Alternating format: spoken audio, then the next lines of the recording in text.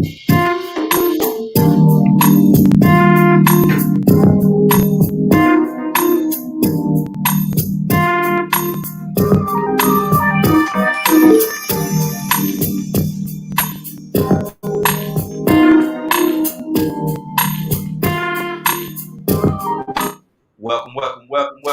everyone. Welcome to another episode of Real Men Being Men. Welcome to another episode of Real Men Being Men. Got a great broadcast lineup for you this evening. Playing with my sound here a little bit. Make sure everything is proper and exact. Got a great broadcast lineup for you this evening. We do what we call four square conversation. We do what we call four square conversation. We talk about four different topics. We talk about them 30 minutes apiece. 30 minutes apiece. Now, sometimes Rico can attest to this. Sometimes we go a little bit over. Sometimes we go a little bit over. Sometimes the squares extend to a complete hour, whatever the case. But it's based on how it goes and how the conversation goes. So we definitely want you all to be a part of the conversation. All you have to do is give us a call at 678-381-1973. 678-381-1973. Give us a call. We would love to have you. Now, I'm gonna go around and let everybody introduce themselves. We got two gentlemen with us right now. And I know there's gonna be some more coming as we go on. But right now, Rico, tell everybody who you are and where you're hailing from, bro. Rico Jackson from Anniston, Alabama, the home of the Freedom Riders bus burning, if you ever heard of that situation. Absolutely, absolutely. And we have Pastor Mark. Pastor Mark, tell everybody who you are and where you're hailing from. Pastor Mark Narcissus from Faith in Motion Ministry from Snellville, Georgia. Big time Snellville, Georgia. Big time Snellville. I have an echo. Let me see. Rico say I have an echo. So let me see what's going on with that echo. Why do I have that there? Turn it down, bring that around. Okay, that should take care of that. How's that? That better? Yes. Okay, good deal. We're gonna go ahead and jump into our first topic. And this is real simple. We're gonna start off a little light this week. I always say that, Rico, but it always end up being something else. But the first question, Rico, I'm gonna bring it to you first. I'm gonna ask you this question: Who is it that molded you into being a man? Who is it that molded you into being a man? Oh man, that's wild, man, that you asked me that. My abuser. Wow. My abuser, my stepfather, man. It's quite dysfunctional. You could almost consider it bipolar. I mean, you know what I'm saying? He taught me a lot of dysfunctional behavior, but at the same time, he taught me all the tools that I needed to be a man. He taught me how to look a man in the eye, how to shake a man with a firm handshake, how to be respectful, before my stepdad came around, I actually called my dad, my mom, and my grandparents by their name. Mm. I didn't call them mama, dad, and granddaddy. So, I mean, it was like he taught me some respectful skills, but at the same time, his dysfunctional and abusive upbringing reflected back on me.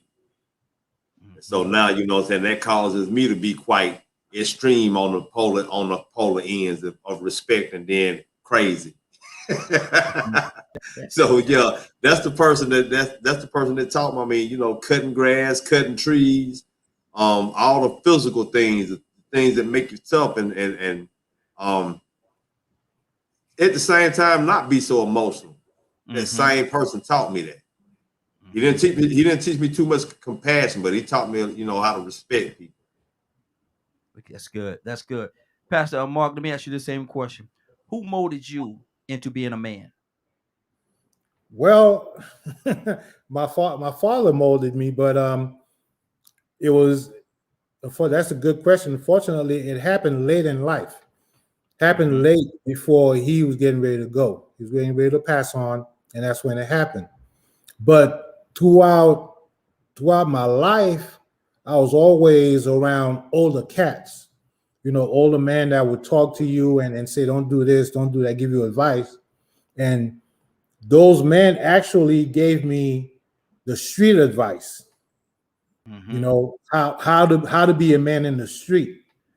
But then the last 3 years of my life, my actual father, he gave me the advice how to be a man, a real man, how to conduct your family, how to help your children, how to do that. But it only happened late in life. It was 3 years before he passed.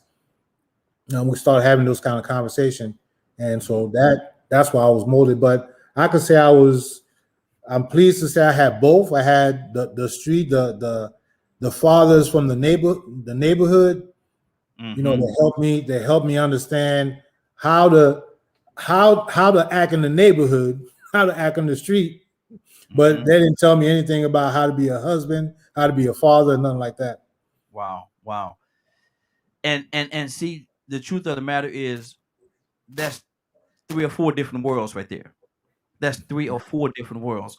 Because one thing is being a man in the street, being a man, being a husband, being a father. There's so many different layers there. Landon, good afternoons or good evening, I should say. Welcome to Real Men Being Men. Tell everybody where you're hailing from. Atlanta, Georgia. Okay. We're starting out. Our first question is, and we're asking this question here: who is it, Landon, that molded you into being a man? Ooh. Y'all, you're starting out with the heat today, man. Yes, sir. Hey, Come I'm on, starting off light. I'm starting off light. Man, Yeah, we starting off light. This is a light one for y'all. This is a light one.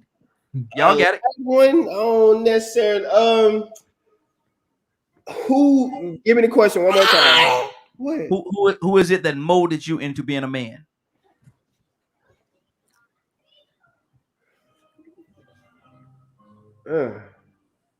A good man or a bad man? That's an excellent question. That's an excellent question. So I'll say this, because my father wasn't in my life. Really, no core men really outside of coaches, you know, from sports and stuff. So the streets, TV, movies, you know, taught me how to be a bad man. And I am currently learning how to be a good man, mainly because of this one, teaching me. Exactly. There you go. You know what I'm saying? But I didn't have her. We just had our daughter in January of 2020. Even before we had her, I was trying to learn, you know, how to be a good or what a real man is anyway, because I learned the wrong way to be a man, you know, from coming from where I come from, doing the things that I did and I was taught. I was actually, me and my fiance were having a conversation the other night, and I was like, you know, growing up as a kid, I didn't know anybody. I'm talking about family, friends, teachers, anybody that was married, engaged, or getting ready to get married. I'm talking about nobody that I knew personally. It was like almost a fantasy thing that you only saw on TV or movies. And then when people in real life would talk about it, you know, we would go be at a cookout or something, or friends of other family would be around. And, you know, I call them uncles because, you know, they've been in the family for so long. But, you know, the uncles will tell you, man, young blood, don't get married. Don't lock yourself. You know, they talk about marriage so bad. So when I'm looking at it, I'm thinking like those were the men who taught me to be a man. You know what I'm saying? But it was just the wrong thing that they were teaching. What? I'm not giving no attention. Wow. That's Black Power. That's right.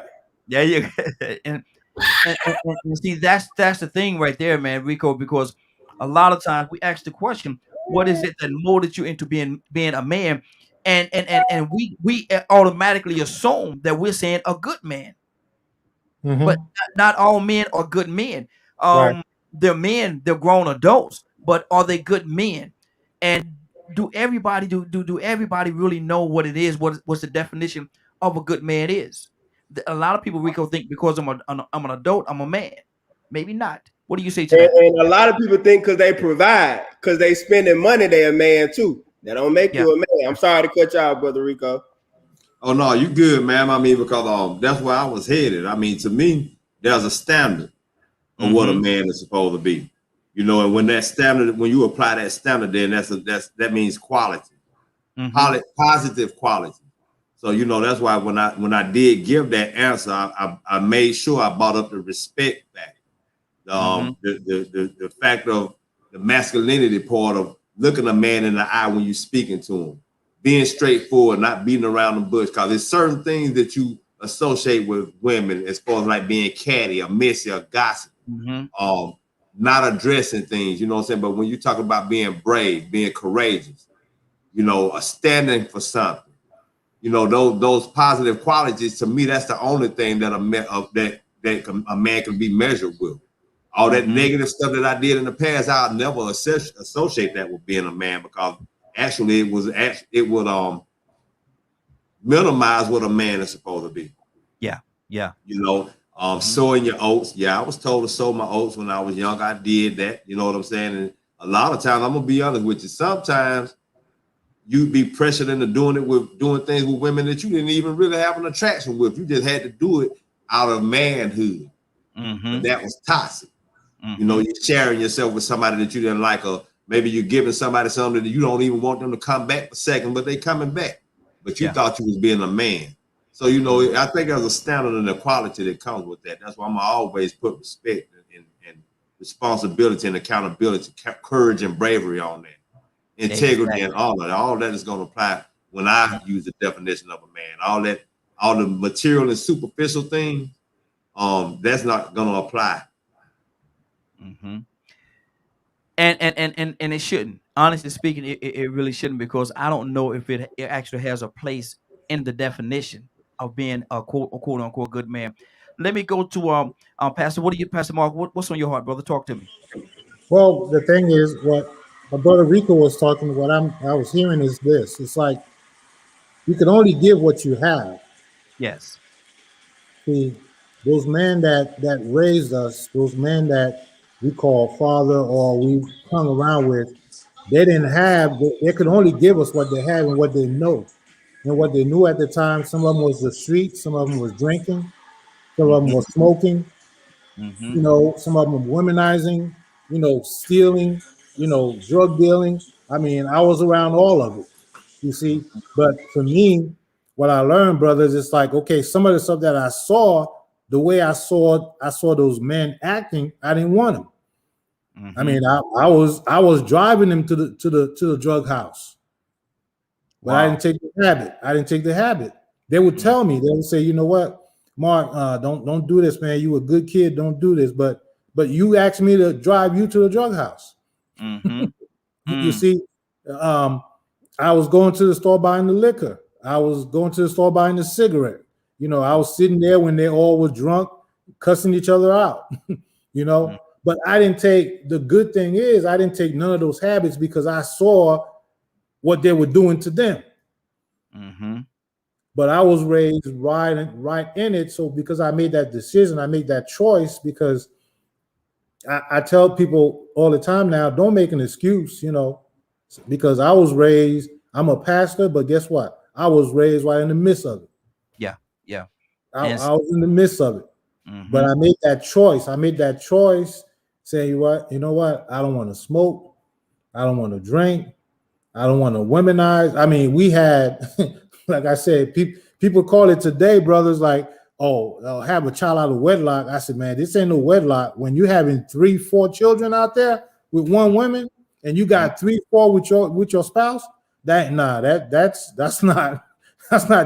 two families. Yeah. And I saw all that. I saw all that, and I said I didn't want any of that. You see, so but the reason is that they didn't know what a godly man's supposed to be like. You see, a lot of them never read the Bible.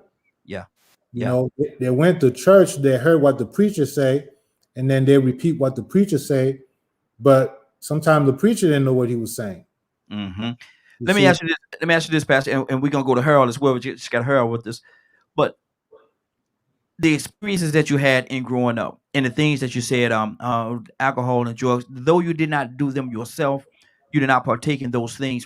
Do you think that helped your ministry? Oh, yes, sir. Yes, sir. Definitely. It helped because now I could see when I could relate to a person that's doing it. I could relate to it. I'm not just telling you, oh man, I know, but I know the reason you're doing it is lack of knowledge. You see, because you don't have the knowledge, you don't understand. Okay, why are you womanizing? Oh, it's good to show that you're a man, but you're taking away, you giving seed out there that you're going to be held responsible for. You know, good. While you stealing people's cars and stuff like that, what you're doing is you robbing yourself Mm-hmm. because you're sowing, because everything that you're doing, you're sowing it back into you. Mm-hmm. You see? Mm-hmm.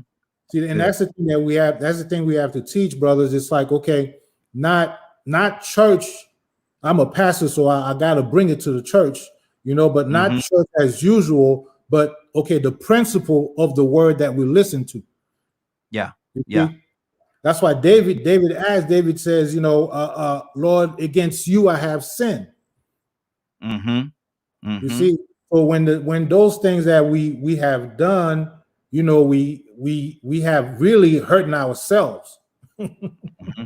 Exactly. Partially could be something called self-hate. Let me go to her. Her, good evening, sir. Tell everybody where you're hailing from. Good evening, everybody. I am hailing from Glen Allen, Virginia. Okay. Richmond is the capital city. Good evening, everyone. Good evening to you, sir. Good to have you. Good to have you. And we're asking the question, our first square. This is our first square right here. Who molded you? Who is it that molded you into being a man? Harold, what do you say to that? I would say, for me, it was my family of origin, and it was a combination of all the experiences that I had. The good and the bad. My father was in the home. He was a hard worker and a provider, but he was not the most emotionally present person. And so he was a blue collar worker. I am a creative and white collar worker. So we clashed a lot because I did not want to do blue collar work, and I still don't, because that's just not me. Now, I respect blue collar workers because we had a beautiful home, but blue collar work is just not my forte. Not your cup of tea. Right, it's not. And just like with my son, he loves basketball. Okay, I'm not the greatest athlete in the world by any means, but I will support him. I'll support him. I'll support his dreams. So the family of origin molded me. I did have an uncle who was very supportive of me, and of course, I had friends that shared their experiences, and of course, life will teach you as well. So yes, it was a combination of things. The church, I went to start going to church as I got older, like in my late teenage years. So I did learn some things in church.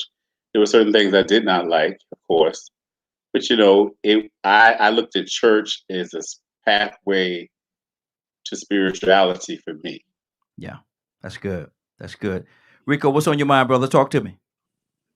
I noticed he said that about his son playing basketball, and I actually was going to say that earlier because, some people may think that you have to associate athleticism with being a man, and you go and start. Because I almost said that. I almost mentioned a coach that caught me when I was young. That taught me how to catch. He saw my potential, and then he got out with a ball with me and taught me how to catch and bounce it on the ground and bounce it against the wall. Just so many different things that I remember that he took that time out to do when I was in daycare. But sometimes girls know how to catch. So that doesn't make that the definition of a man, athleticism. You made that point earlier that sometimes people don't know what a man is because we have so many different perspectives or ideas of what a man is supposed to be. If you think about where we came from as far as being coming from an oppressed history,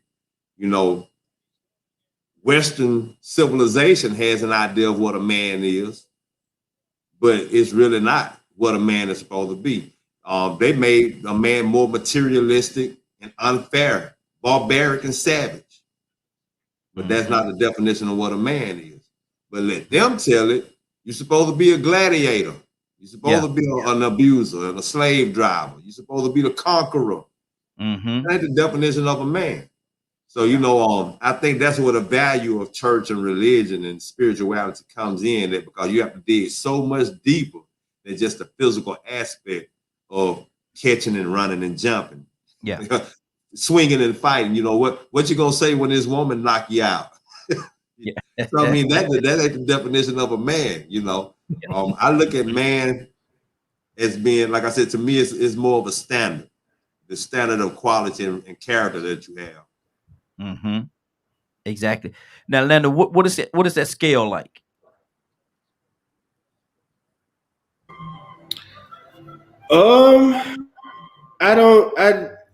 Man, for me, I think, again, still figuring it out. Still trying to understand the different dynamics of what manhood means. But actually, Rico hit a good point about not knowing what it really is because of so many different versions being out there of what a man is, and what society or whatever you want to call it teaches you or tells us that a man is supposed to be. It's like you don't know. It's like you have a overwhelming majority that feels like this is what a man is. You know what I'm saying? This Western idea. And then you have a small little group of people that's like, well, no, being a man is actually, this, the good parts, the spiritual good men, the man that ain't so much, really physical or athletic or really aggressive in any way. You know what I'm saying? So it's so many different versions of what it is. You really have a disconnect as to knowing exactly what it is. And unfortunately, for a lot of people, especially young black brothers or older black brothers, they didn't have someone to look to know what a real man was either. So we all just lost, trying to figure it out. For me personally, though, what I've been learning is you decide, or I decide what a man is.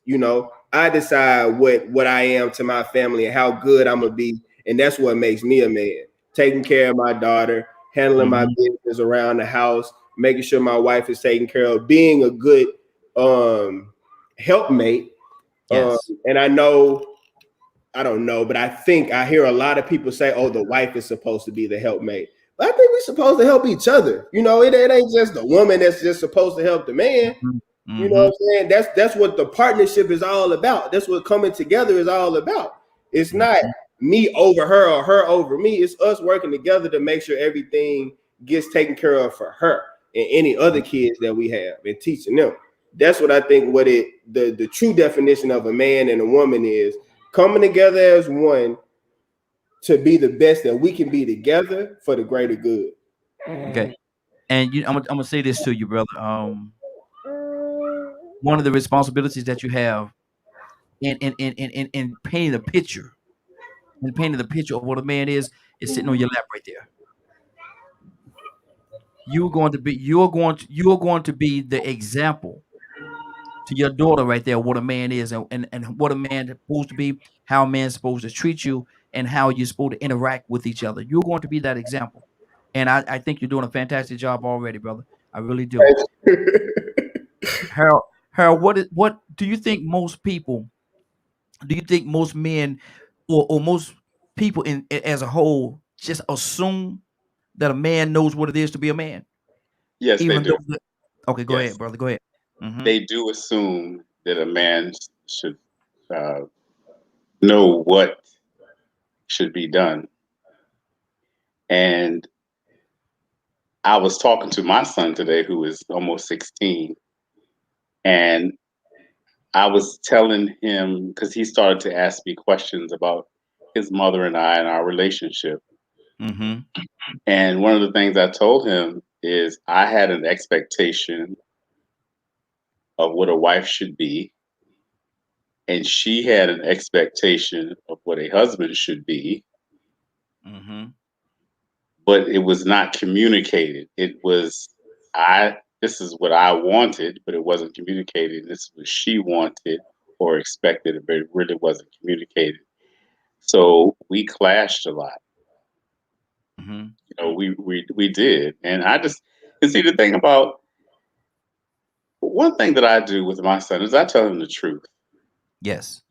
You know, and I tell him the truth, and I do something my father never did with me is apologize for my mistakes.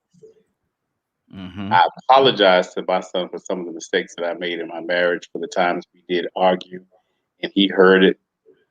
And I let him know that I'm growing as a person, and I call myself unplugging him by allowing him to express his emotions.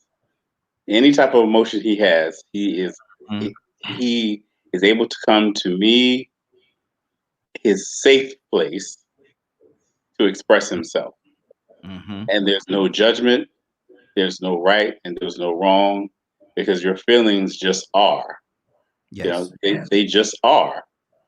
And I'm telling you, it is a beautiful thing. I mean, it is a beautiful thing that his energy center is open.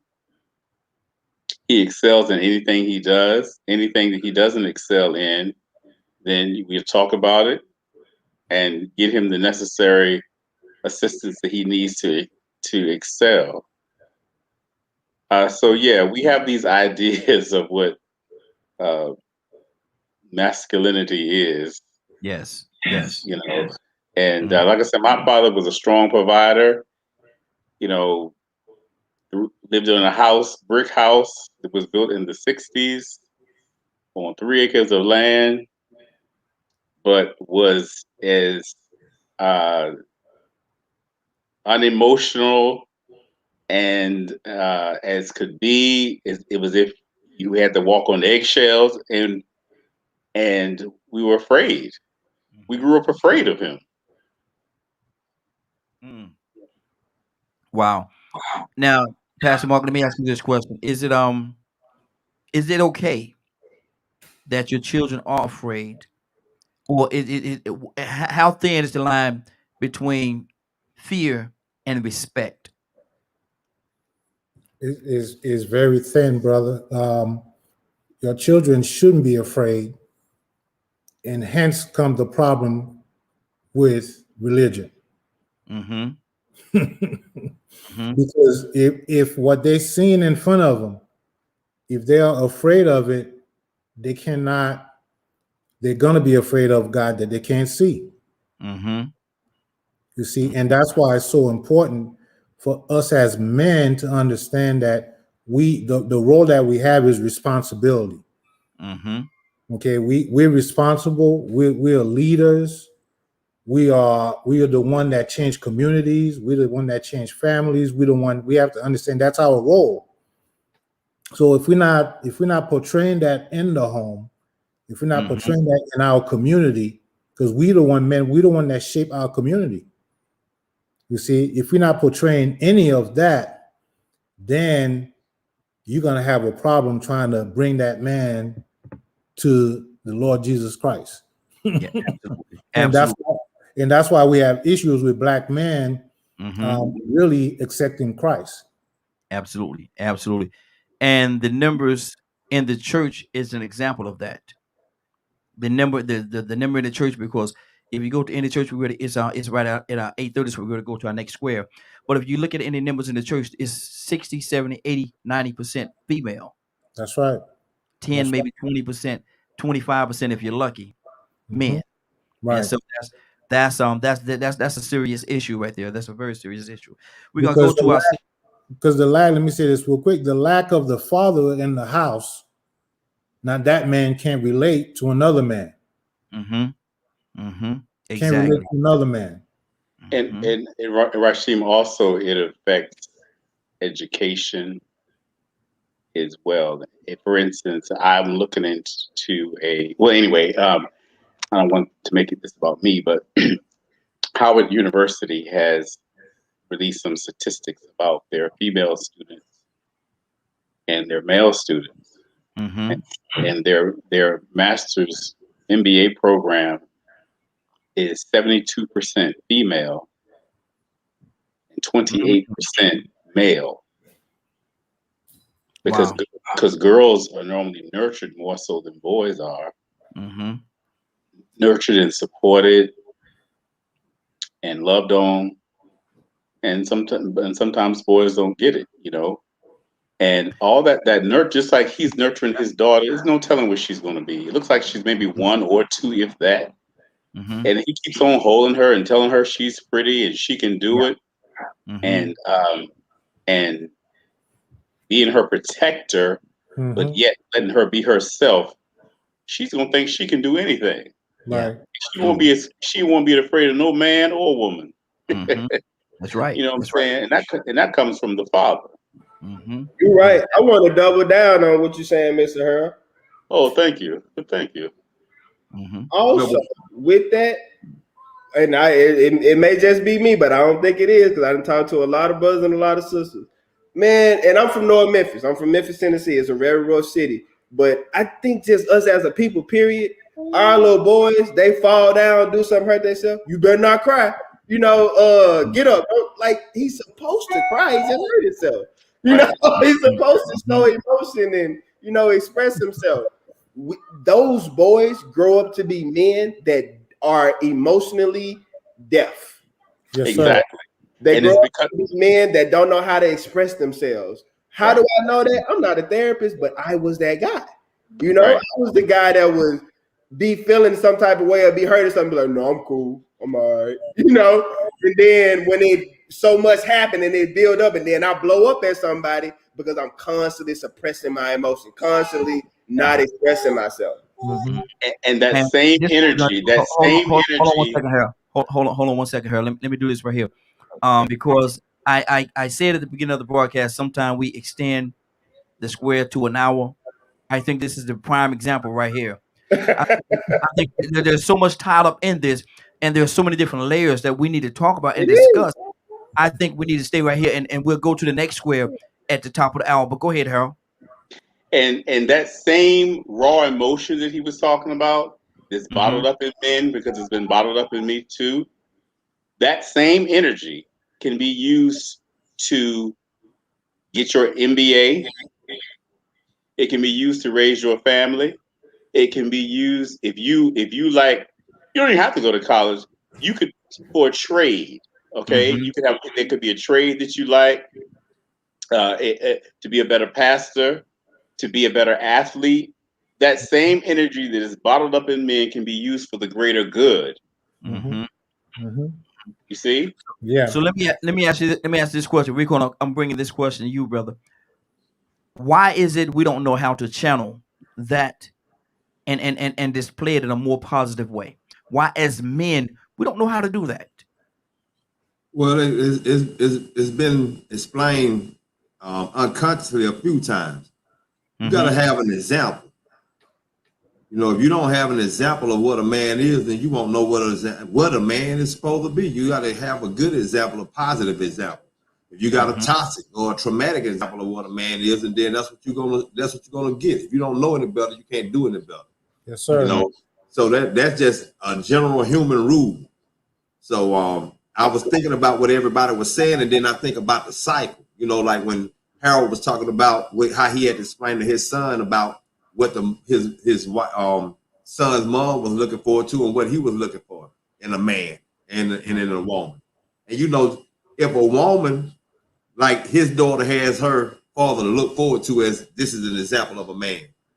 But if she doesn't have that, her expectations might be all warped. It might be all over the place. As long as he got money. You see, it used to be a point in time that it was a necessity for a man to be a provider. But they took the integrity and the quality out of it. They took the honor out of it. So now it's cool. But as long as he make money, it don't matter if he sell dope. It don't matter if he sell women. As long as he got money and he could provide for the things you want, not the things you need. See, values play such a big part in a man knowing how to direct his energy, how to function as a man, how not to put his hands on a woman if he gets frustrated, how not to put his hands on his children, even if that's what happened to him. You know, we all know number one, we wouldn't want somebody to do us a certain way. So why would Yeah. we do somebody that way? Exactly. But some Exactly. people don't think like that because they automatically think, well, this is what a man do. Woman get out of place, you married to her, she don't stand in place, you backhand her. Wow. That used to be a mentality for some black men. Yes, sir. Go across them lips. Mm-hmm. But now you're gonna go to jail for that, domestic violence. But see, what if a woman came into a relationship expecting that out of a man?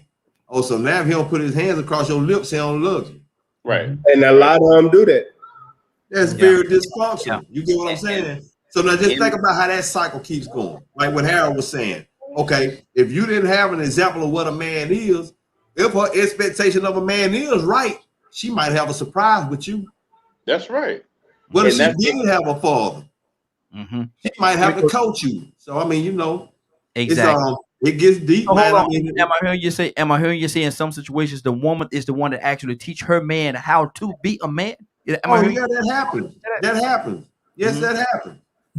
I can bear witness to that one. Not necessarily teaching me how to be a man. So let me not commit to that all the way. However, I do feel like the right woman, not all women, the right woman can help you grow yourself into being a man. Because what happens is you want this woman so bad. You know, you want to be with her. You know that she's a good woman. You start to grow up. You be like, hold up now. I gotta get some things together to do some things right. If I want to be with this woman who is really probably out of my league, but she giving me a chance, so now I gotta step my game up. Yeah, I agree with that. I do agree with that. Now, hold on. Let me clarify something. I want to go to Pastor as well. But now you from Memphis, brother. Now you said the right woman, not the white woman, right? I want to clarify. You know, I definitely said right. Okay. You from Memphis, brother. You from Memphis.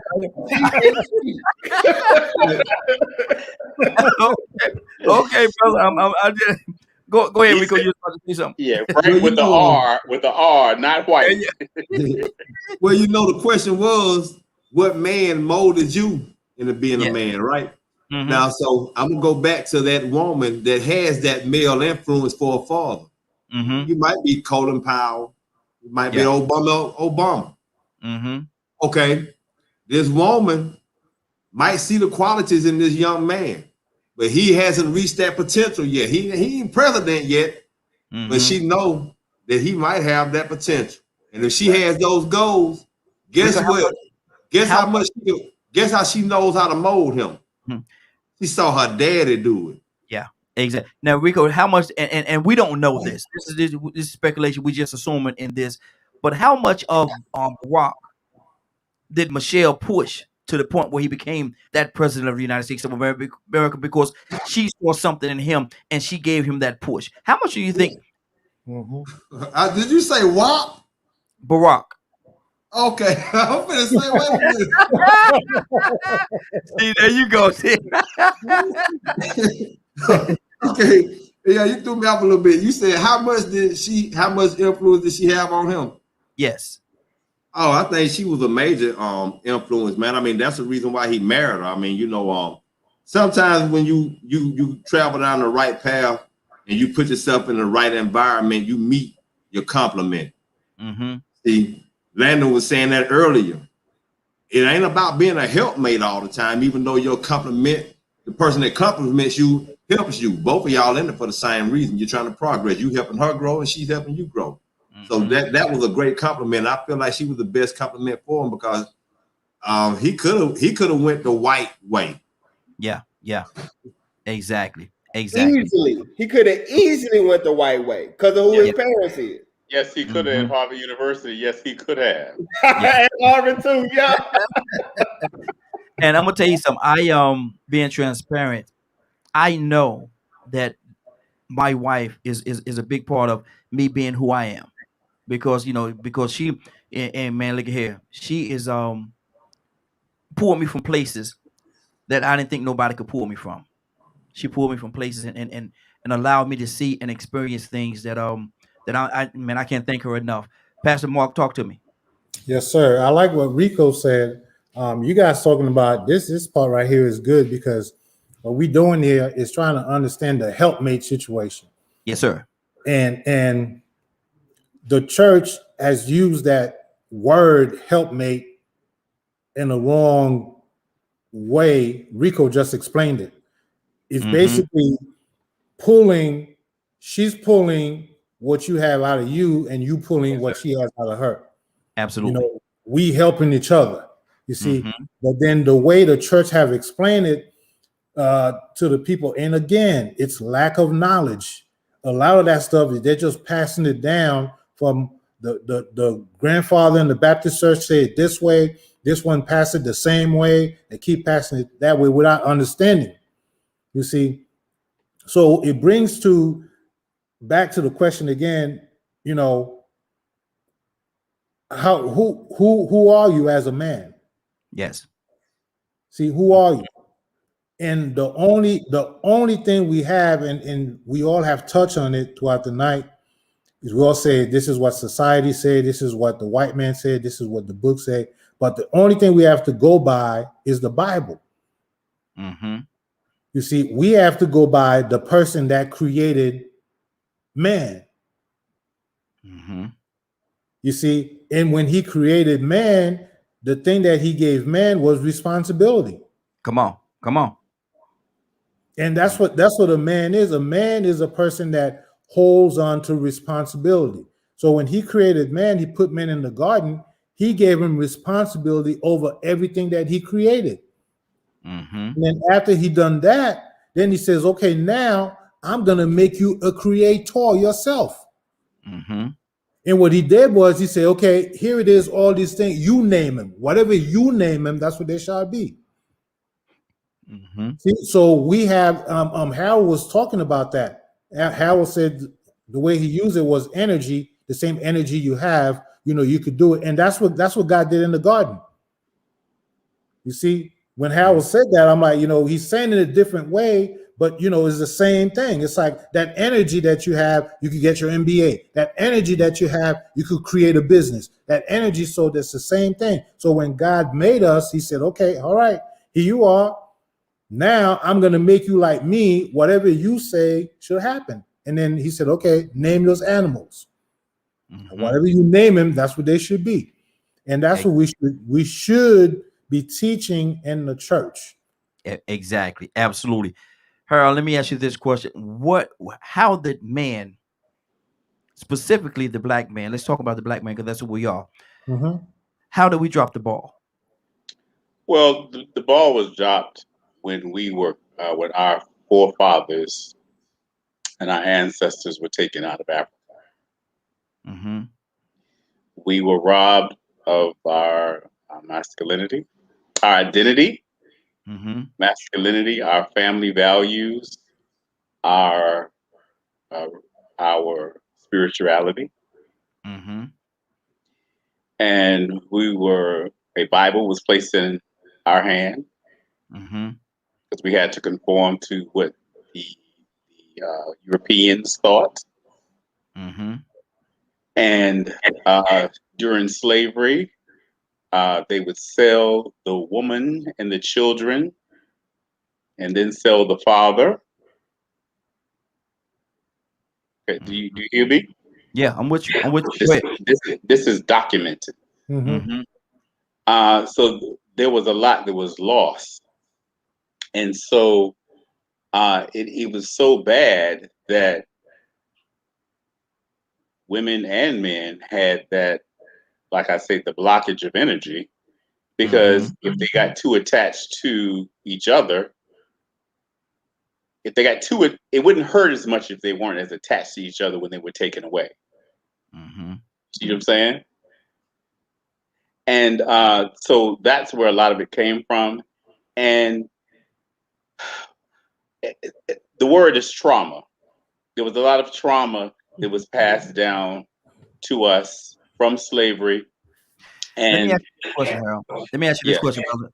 What would you say to the people? And I understand exactly where you are right now, and I'm walking with you on this. But what would you say to the people that say, well, that was well over 400, 500 years ago? When are you as a people? Everybody else stood up and dusted itself off and made a way.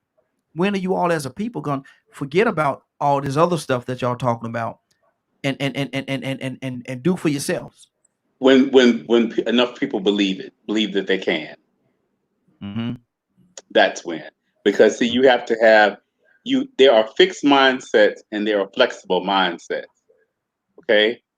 Some Mm-hmm. of the slaves believed that they could overcome by educating themselves. Okay. And that's why a lot of them educated themselves. Mm-hmm. Some just wanted to be able to provide for themselves and their family. Okay. Mm-hmm. Uh, uh, you know, it's embarrassing when you don't know how to read and write or present yourself. I'm speaking from my own situation because I used to stutter. Can you believe it, Raheem? I No. used to stutter, Mm-hmm. and I was afraid to speak because I would stutter, and I thought that the kids would laugh at me. So, do you think that I have this confidence as a child? No, I did not. Mm-hmm. But I know one thing: I wanted it. And I kept on working through it and working through it and making mistakes and falling down and getting back up and trying and trying. And I've evolved into this man who is speaking today. Mm-hmm. Now, with my son, of course, you know, I ask him to go out on the balcony and read a poem or paragraph out loud like he's speaking to a crowd of 1,000 people. You know what I'm saying? So I just use myself as an example. You have fixed mindset and you have flexible mindset. A person who has a flexible mindset, they think outside the box, they will receive help, they will try, and they're not afraid to fail. Some people are afraid to fail. That's a person with a fixed mindset. Mm-hmm. So the answer to your question is when enough people have another thing I want to say is this: getting that check. Okay? Mm-hmm. Getting that check from the government and depending on that check. And I didn't think I'd never say this, but you getting a check every month. It feels real good going to your bank account every month and getting a check, and you ain't had to do nothing for it. You know what I'm saying? And let me explain why. Because I was unemployed during this pandemic, and of course I have custody of my son, so they gave people with children more money. Mm-hmm. And when you getting them checks coming to you, and they're coming every week, you get real comfortable. Mm. You know what I'm saying? I'm Lackadaisical. serious. Lackadaisical. Yeah. Yeah. You get real comfortable. Mm-hmm. And I was glad when I found a job that, of course, I applied for jobs, but I was glad that when I could find a job that I liked. You know what I'm saying? Mm-hmm. And I could use my skills and talents and things like that. But I'm just saying, just for the short period of time that I got it, you can get real comfortable. Yeah, exactly. Getting that check. Absolutely. Leonard, good evening, sir. How you doing? Tell everybody where you're hailing from. This is Leonard Jones, and I'm calling you from Covington, Georgia. Good deal. Leonard, we asked the question. We are actually we extending our first square. We're gonna take it all up to the top of the hour and ask the question: who is it that molded you into being a man? Leonard, who is it that molded you into being a man? Everybody around me.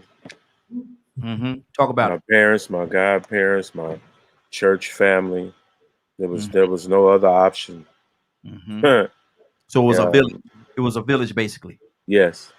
Mm-hmm. And it was about being a man and taking responsibilities. Mm-hmm. That's good. There There wasn't no fluff and wasn't nobody gonna beg you to do nothing. Here are some facts and some talents and skills you need to acquire. Mm-hmm. That's good. 678-381-1973. 678-381-1973. The phone lines are open. Give us a call. We'd love to hear from you. Rico, what happened to the village? If that was our core, if that's what helped us and kept us connected, what happened to the village? They got too motivated by selfish gains, material and superficial gains, Mm-hmm. and the values changed. Everybody started wanting the finer things in life. You can't share a lot of the finer things in life, especially when you've been withheld from them for 300 or 400 years. You know what I'm saying? You ain't trying to share. You already have been programmed to conform a certain way. You know, I like what Harold said earlier. He said that word comfortable. A lot of times when you get comfortable, you conform to another way. You like staying now.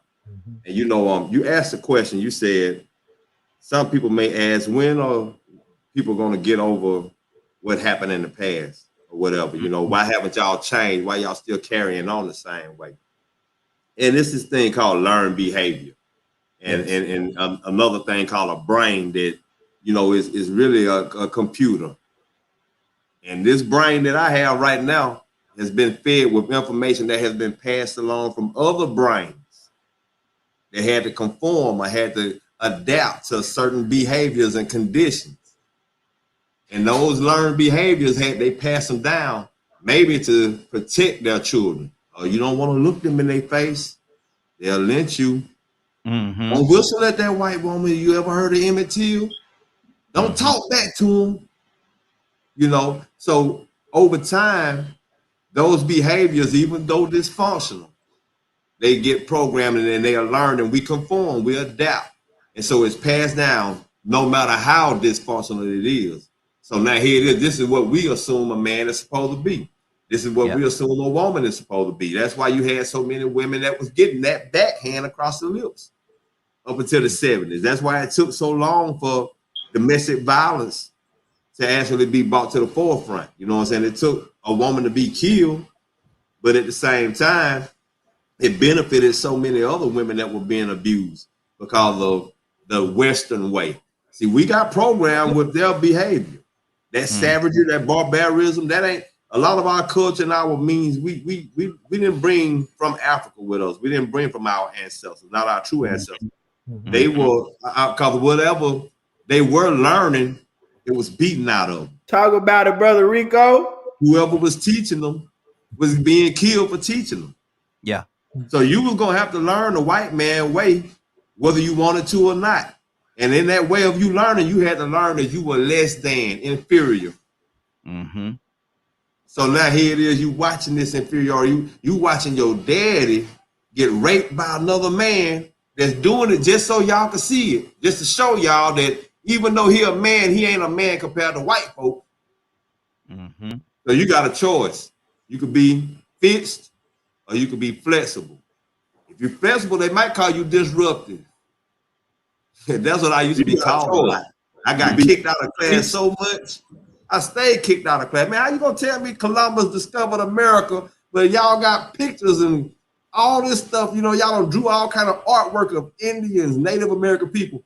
That language ain't adding up to me. He didn't discover something. And then somewhere I read it was a Moor. They showed them the way over here. So wait a minute, that means the Moors had to know about this place before they did. So what y'all talking about? Rico, get out of class. Way before they knew about it. Yeah. Get out of class, Rico. You disrupted my class. So you know you either gonna be flexible or you gonna be fixed and you gonna conform and adapt to what they do. But when are we gonna get over it? When we start learning to be flexible and stop accepting and conforming. Exactly. Pastor Mark, talk to me. What's on your heart? See, I mean, all of these guys are saying the same thing. We all in agreement, because when it's gonna take a lot of time, because what the white man has used is divide and conquer. See, divide each one of us. Then they started with the in-house slave, the out-of-house slave, the light skin, the dark skin, you know, use all that. And then we still going on the same track. We're still going on the same track. Still on the same track. So even though, you know, like when I was in corporate America, you know, I literally, the brothers that were lighter than me were getting promoted before me, even though I was helping them. You know, and I mean, and I'm in Atlanta. I work, you know, I don't have to name it. I used to work for the top firm in Atlanta, the top company in Atlanta. You see, and the brothers were the light-skinned brothers. they were getting passed, they were getting promoted, getting moved on, you know, because that's the way the white man was going to keep that check and balance. The power structure. Yes, sir. Yes, sir. Mhm. Yes, sir. Yes, sir. So all these things, you know, that they learned from slavery, and they still using it right now to keep us separate. But the thing is, we have to know, this is where I come in as the pastor. We have to know that God didn't create us different. Mhm. You know, he created every one of us are equal, even though they say that, they don't believe it, but we have to know that we are equal in the eyes of God. You know, so once we identify who we really are, then we could go ahead and go on and take over our rightful place. Exactly. And I tell you guys this, the white man knows that. That's why the white man is afraid of that. Exactly. And see, the thing about it, man, the place is there. We just out of place. Yes, the sir. place is there. We're just out of place. So that's the part that a lot of people don't understand. Is there. But we just out of position. Leonard, what's on your heart, brother? Talk to me. Oh, I'm just trying to follow the conversation to catch up. Sorry for my tardiness. No. You good. You good. You good. Landon, talk to me, brother. What's on your heart? What's the new topic? I'm trying to figure out. We still on the same? Because I didn't know what the square was. No, we're talking about same square. Oh, same okay, square. the village. Yeah, well, it is who is it that molded you into being a man is the topic. But we, you know how we tie a lot of different things into it. Absolutely. Which one of y'all want to go first? He asked a question, Leonard. He had asked a question about people saying when were we gonna get over the programming that happened in the past and start moving forward. I think ain't that similar to what the question was you had asked? Absolutely. Absolutely. I'm gonna let you go on that one first, Mr. Jones. How are you doing this evening, Landon? Man, I'm listening to the conversation for the very simple fact I don't have that experience. I don't even get down with white people like that. Man, I know what they do. I was taught about them. I'm taught how to deal with them. I deal with them just like anybody else. If you in my way, I will get you out of my way. I have no concern for them when it comes to myself. I don't think in terms of white people. So it does not even, I hear the things people saying. I know Rico's point of view or what have you, but I've never been a slave. I've never thought that way. I've never embraced that mentality. So I'm more like what an African would tell you. When asked, when T.D. Jakes said he went to Africa, and he asked the African driver about the relationship and how they feel about Americans. And the African says, the reason why I speak the way I speak and I believe the way I believe is for the very simple fact, I don't think like you. There's nothing you can tell me to convince me that a white man has ever been better than me, even when I was a child. We did not embrace these messages, nor did we operate on what the outside world was doing. Our main goal was to push forward. Would you say, Leonard, or would a part of you agree with me when I say that the black man here in America has somewhat become brainwashed by this whole system? No. I don't know where you all are from. I'm from a hood. Everything, dope, drugs, everything. But that was them. Not me. Okay. I was in this world, but not of this world.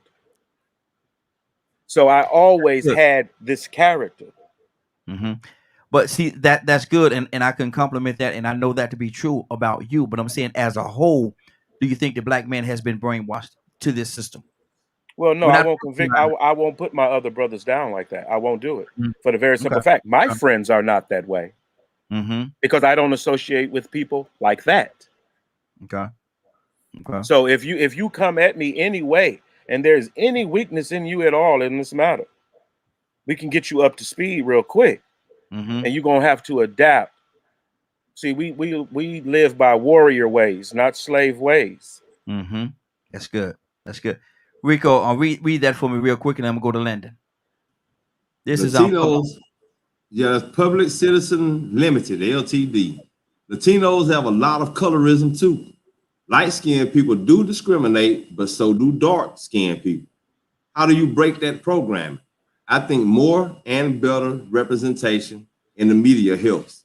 And I think that's big because that classification system is another unconscious white man's programming. You know what I'm saying? So the question that you're asking, I can see where you're coming from because I'm speaking in general too. I was flexible enough to read between the lines, but in general, you see the dysfunction going on. The reason why we can't get in on the right page as a whole, we can't get in accordance with each other.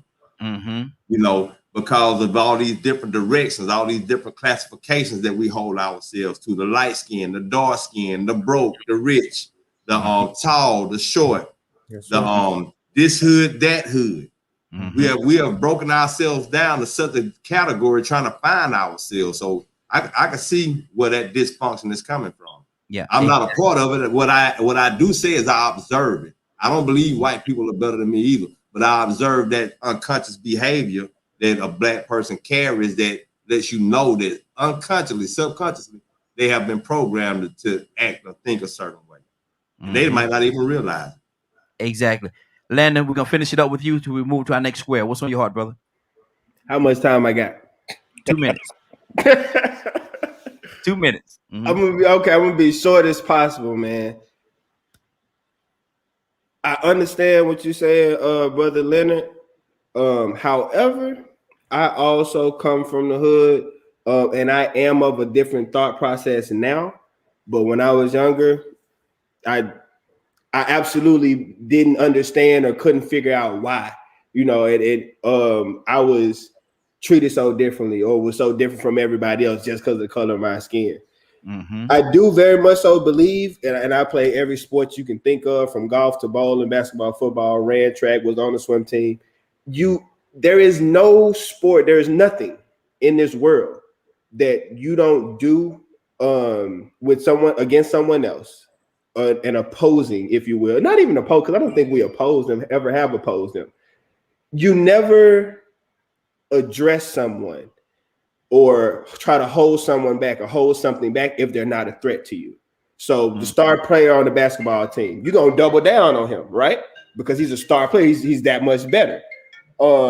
Same thing with black people.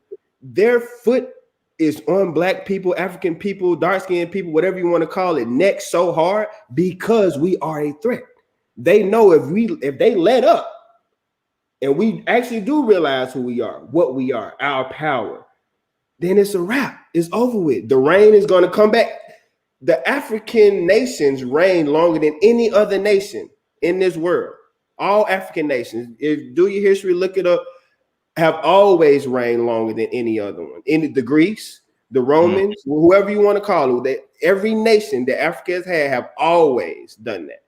And so for us as a people, what I believe, and I'm actually part Haitian, I just learned that. So all of us don't come from Africa. You know, some of us, were dropped off at different places, but we all somehow landed here. Most of us anyway. But I say all that to say, I do agree with the young man, I forgot what it was called, something limited, when he said about media. That's the whole reason why I started my production company. So I have a film and TV production company, and the sole purpose of the production company is to provide propaganda in a positive way, though. That's how we got in the position that we're in. A lot of people don't know that. So there was tons of propaganda, media, movies, before movies even had sound, y'all. I'm talking about before it was even any sound, when it was just pictures. You know what I'm saying? They were depicting black people as less than. People would go to the theaters and watch these things, some unbeknownst to themselves, but some who actually knew what was going on. And it was just programming. So yes, slavery was a very bad thing for us as black people. Some people like to argue that it wasn't as bad as other slaveries and other people were slaves, but there was not one case of slavery in any other civilization that was bad as the ones that African Americans were. The other ones were more so an indentured servitude than it was the type of slavery that we went through. But even as bad as that was on us physically, nothing has affected us more as the people mentally than that. We are the largest victims of mental terrorism on the face of this planet.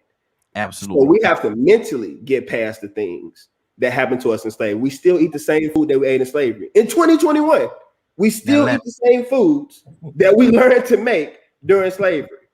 We made it taste good, but it ain't good for us. You know what I'm saying? Now, Landon, hold on now. I said 2 minutes, brother. You don't win 15. You did. My bad. I'm good. I'm going to go to our second square. And let me go to, I'm going to start, Pastor, I'm going to start off with you. Pastor Mark, I'm going to start the square off with you. Yes, sir. If there's any part of your existence, that you can go to the beach and write in the sand and have the waters to wash it away, what part would that be?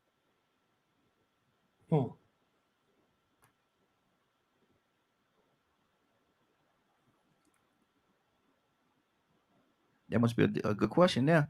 It is. You don't get real quiet on me. It is. Mm-hmm. It is. There's a lot I could say growing up. Mm-hmm. Growing up and not knowing, not having information, not having the knowledge that I have now.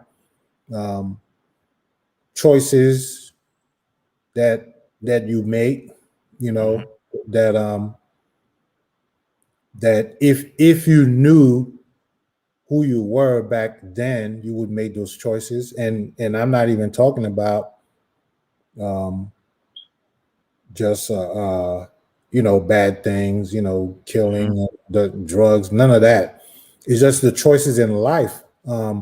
If I knew, I went to school for engineering, I spend my time doing that. But when I got into my 40s, I realized that wasn't me. Mm-hmm. That wasn't me. Okay. I realized that, in my lineage was business. I could have been a business tycoon. So those things, those are time that I've wasted. Those are time that I've tried to chase a dream, that wasn't even me. It was not me at all. It's not in my DNA. Pastor, let me ask you this question. Is it because you were chasing a dream because you wanted to chase, or did somebody else line you up with that? Well, again, like Rico said, we got we adjusted to the European way. Okay. Mm-hmm. The European way. Hey, I don't have anything wrong against education. I have from the bachelor's to the master's, I'm good with that. But the way I look at education today is totally different than what the European told us it is. Mm-hmm. You see, they told us this to say, okay, if you do that, then you could make some money and you could become equal to me. But that's never the case. Yeah. That was never the case. I mean, I went and get this bachelor's degree, again, get a master's degree, and I still find out that I wasn't equal to you. Mm-hmm. Okay. Now when I truly find out who I am, really, I'm a businessman. Mm-hmm. I wasn't no engineer. Yeah. Exactly. Though I excel at it, but it's like you took me, it's like taking a fish out of water. Mm-hmm. The fish may survive for about 10 minutes, but eventually he'll die. It's going to die. Absolutely. Yeah. Absolutely. We got a caller from the 732 area code. 732 area code. What's your name? Where you calling from? Hey, Raheem. How are you? Sorry I called in late. Hey, Christopher. How you doing, sir? Good. Good. We on our second square. We are extended the first square, and I'm asking the question right now, Christopher. And I want you to answer this question for us. If any part of your existence, way back when or up to now, you could go to the beach and write it in the sand and have the waters to wash it away, what part would you want to wash away? Ask that question again. Let me see about it here. It has a background noise. Okay, if any part of your existence, past or present, you can actually go to the beach and write it in the sand and have the waters come up, and it's automatically instantly washed away from your existence. What would it be? What would it be? Wow. What would I want to wash away?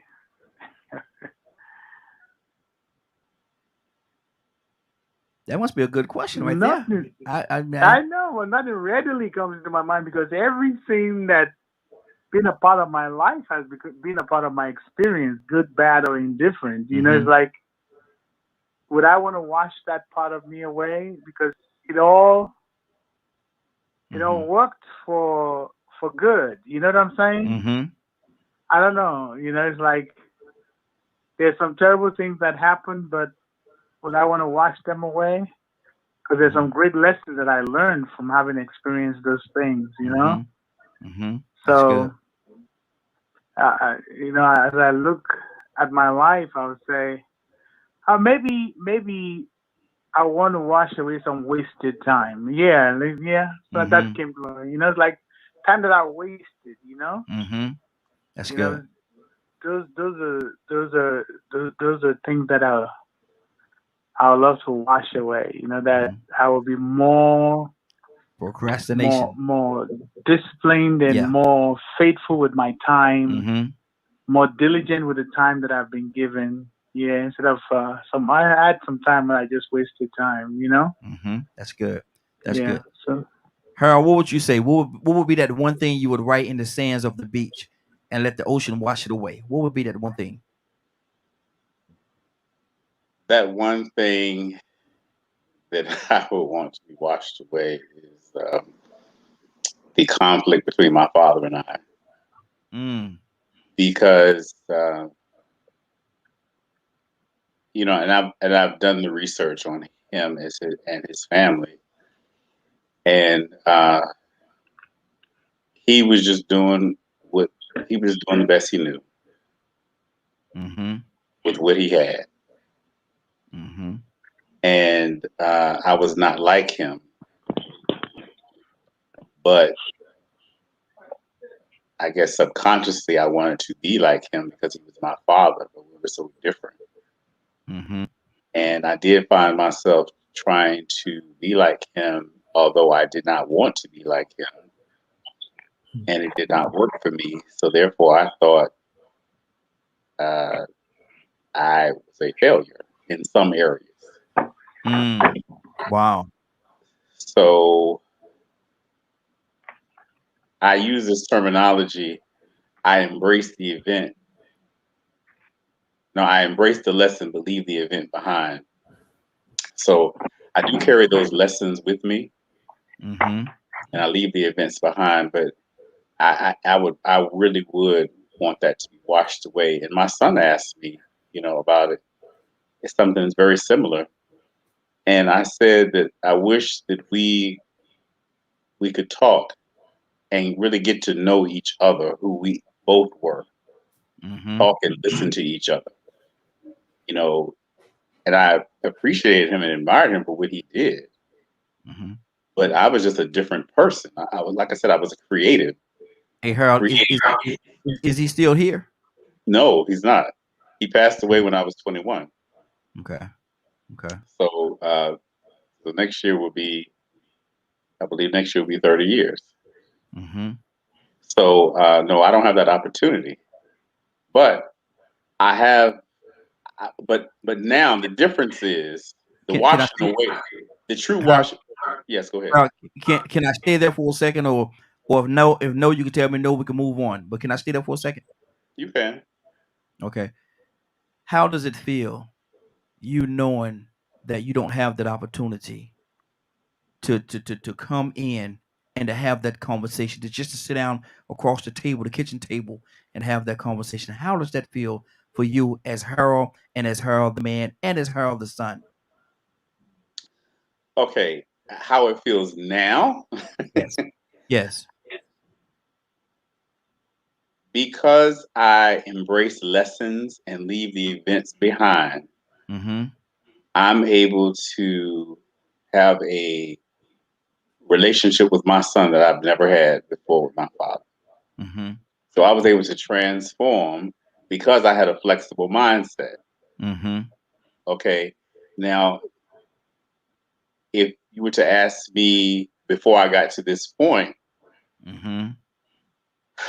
it was very hurtful and very painful that we were so different and we clashed and we both lost. And in an argument when it comes to relationships with parents, and you don't get along with your parent and they won't get along with you and all this and all that, no one wins. Yeah. No one really wins. And I don't care who talks the loudest and, you know, whose foot is the biggest or whose fist is the biggest. You know how we do. Yeah. No one wins in those situations. What wins is when you can understand each other and you can accept each other for who you are. Then that's the win. That is the win. So I feel like I'm winning now because I'm able to talk to my son. And yes, and tell him the truth. Yeah. A lot of times, far too often we argue and have fallouts over the biggest piece of chicken on the table when there's 12 other pieces on the table. There's 12 other pieces of chicken on the table. We want to fight over the one biggest piece of the chicken. Landon, what do you say to that, brother? What is the one thing you, Landon, would want to write in the sand and have the ocean wash away? Without the shadow of a doubt, it would be my trauma. And I don't know if that's really an answer because I know it's multiple things, and you said one thing.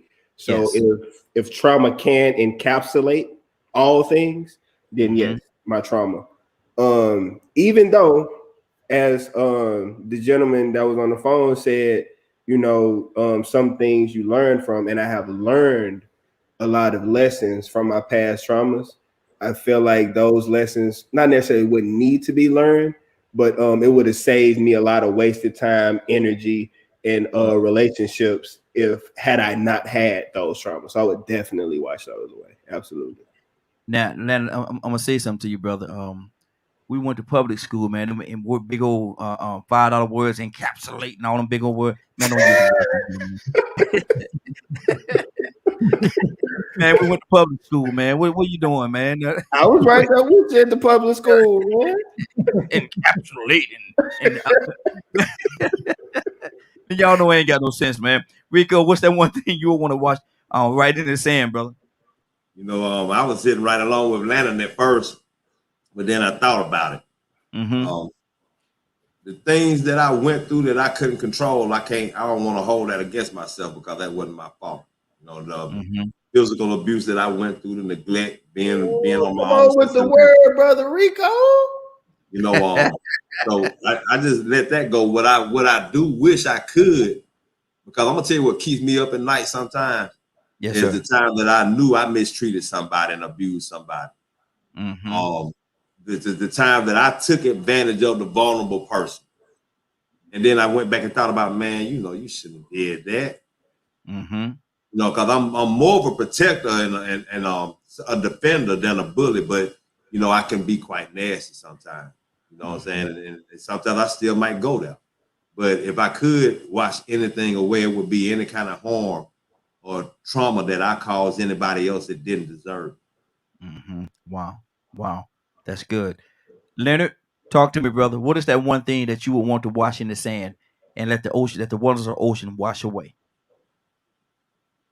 Nothing. The only thing I regret is I wish I would have been more selfish. I ain't got a selfish bone in my body. I give you. Leonard speak. I'll give you anything. I don't even care. You know, I mean, with money and things, you know, I wish I would have been. I guess I was more concerned about that, and maybe I would be wealthy Mm-hmm.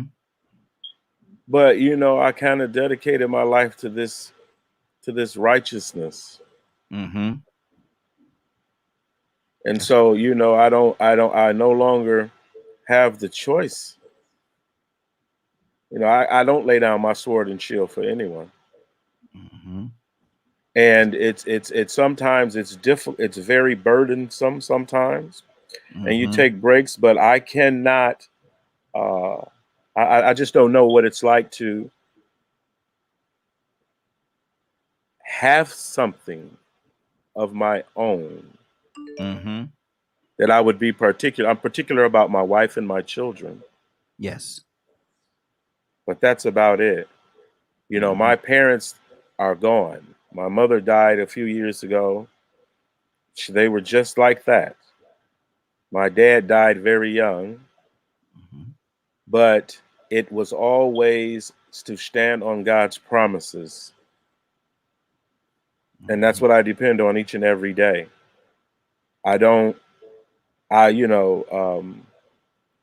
Sometimes I wish I could say, I'm just so mad at you. Man, I'm going to be unmad in 10 minutes. Mm-hmm. I'm not going, when I'm trying to, like some people think I'm tough, but I'm really not. I mean, I'm just direct. Mm-hmm. But, I wouldn't force myself on anyone. I've never attacked anyone without a reason. Just the discipline and the practice of trying to be a decent person. God has protected me my entire life of some horrible things but you know what? I don't even remember a lot of that. I remember standing up for things, but you know what? Because it's my duty. Yeah. I have a duty to do things. I don't give in to my emotions and things like other people will. Now, I manage the energy, because I'm still trying to find out what it is I'm going to be when I grow up. I'm 50, man. Yeah. Yeah.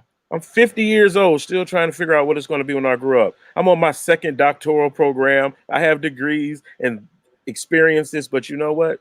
That was yesterday. Mm-hmm. I got up again today. Don't even know what the reason would be, but God has a purpose and a plan. So I just walk towards the light on the path. I don't know what's going to happen from day to day.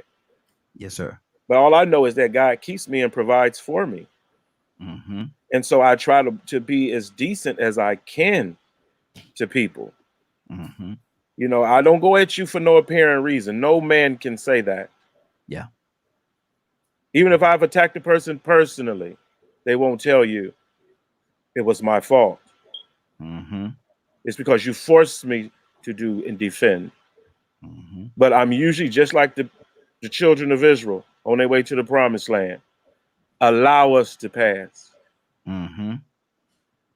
Don't hold us up. Exactly. Now, I know this is Real Men Being Men. We got a few people that's their first time being on, but I got to tell y'all, I get a gift every now and then. I get a gift, and my baby girl called in. Mary, are you there? This is my daughter, y'all.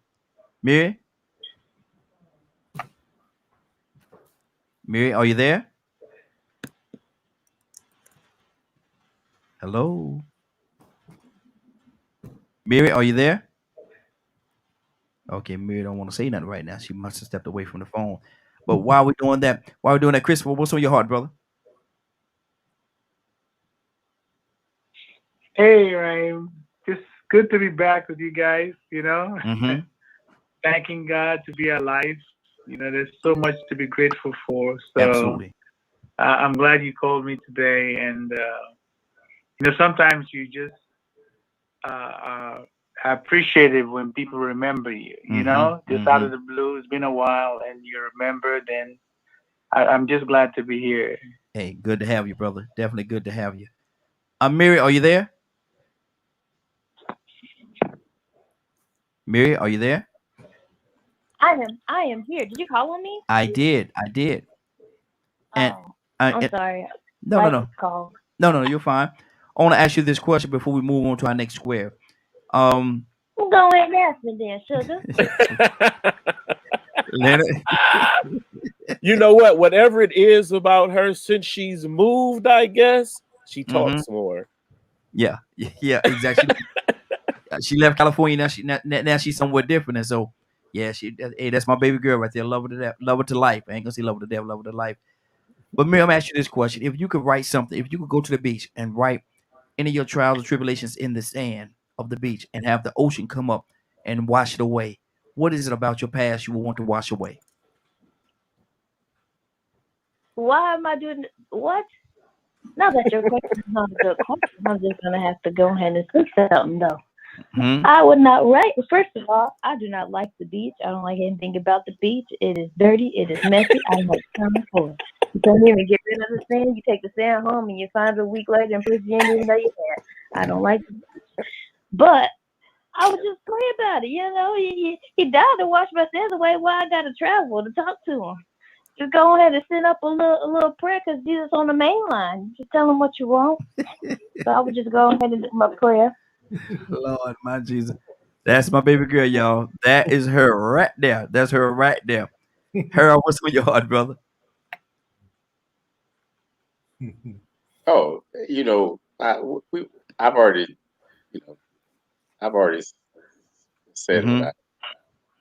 Exactly. Let's go to what we're gonna go to our last square. I got two other squares here, but I'm gonna go to this next one. And Landon, I'm gonna ask you this. I'm gonna start off with you. Landon, you there? Is Landon? Yeah, I'm here. I'm here. In this world that we're living in today, is there some element? Certainly not all. We're not gonna paint with such a wide or big brush, but I'm gonna ask the question: do people hate the church today? Absolutely. I used to be one of those people. So I definitely think that people hate the church. And now how would you hate the reason that a lot of people think it is? A lot of people think people hate the church because they hate God.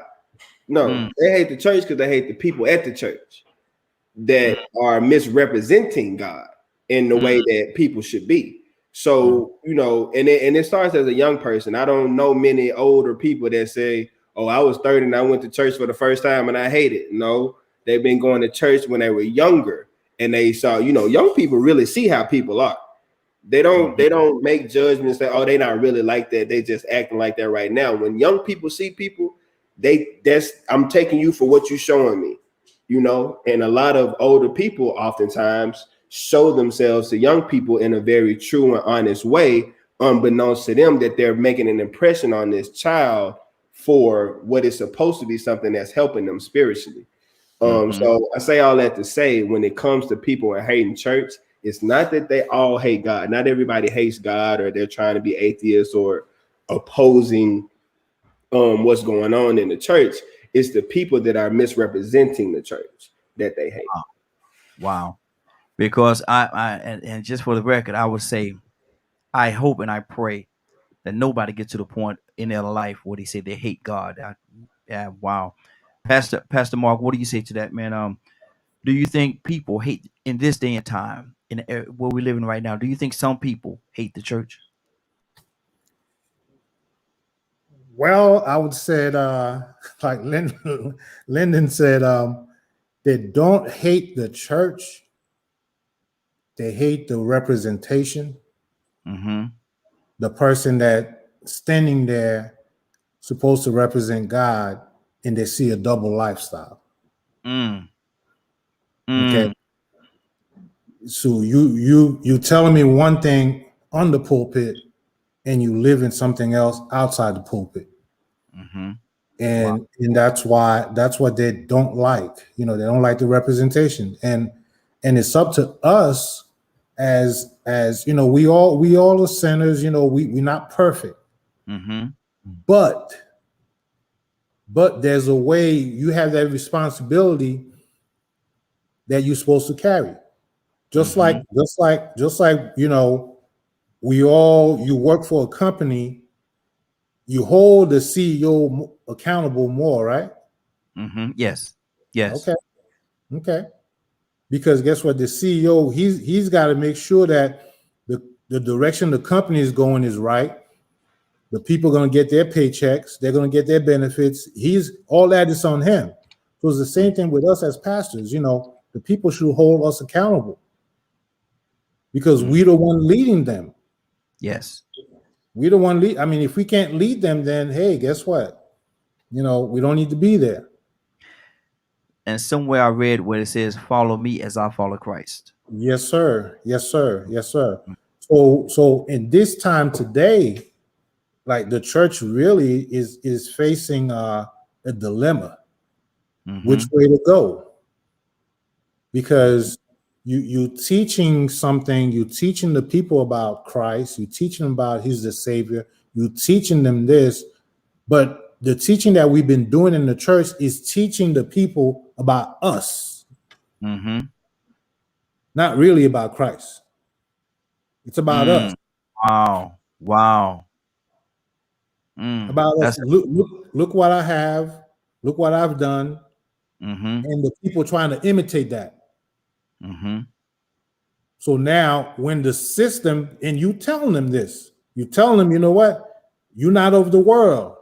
Stay of the world, not of the world, believe in God. But you're asking them to support you. So they have to go to the world to get the money to support you. Wow.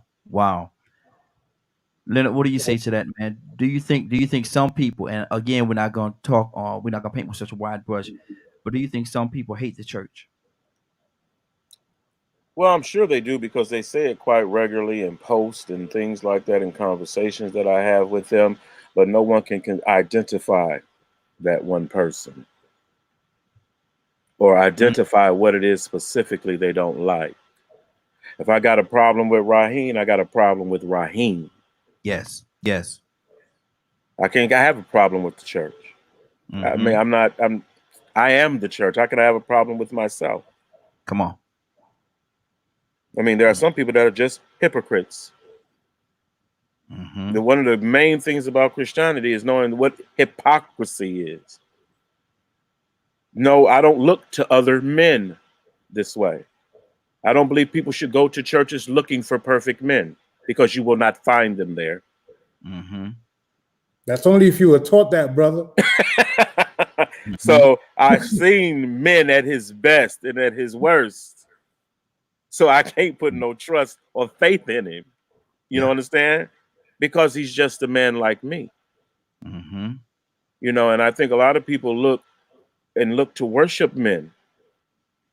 And how disappointed it is when you realize they're just men. Yes, we should be teaching Christianity as Christ as our elder brother. He did not appoint men to be better than others or higher than others, so to speak. None, you know, like it's like choosing. What did the mother say? Well, my sons, I want one to sit on your right and one to sit on your left. Right. He even said, you ask me something I cannot give you. So why would you esteem these men this way? One of the things, like my father was a minister, my grandfather was pastor, there's several ministers in my church. I stood up and let them all know, none of you are reverend. None of you. You are simply servants of a most high God, and that's how you should carry yourselves. And because, one, this is not cool to present yourself as better, and you're not. You know, that's why I admire men who make that sacrifice, pastors, bishops, and who are serious about that thing. Because I grew up behind the scenes. I taught in Christian church when I was a young boy. I was there when preachers failed. So I know the word, but I was just as sinful as everyone else. Like my grandfather, you know, when preachers wouldn't show up to work, guess who was there? Me. So as a little boy, I was doing call order of service, teaching layman meetings, all types of things. So, you know, and I used to always tell my, you don't know what I was doing last night.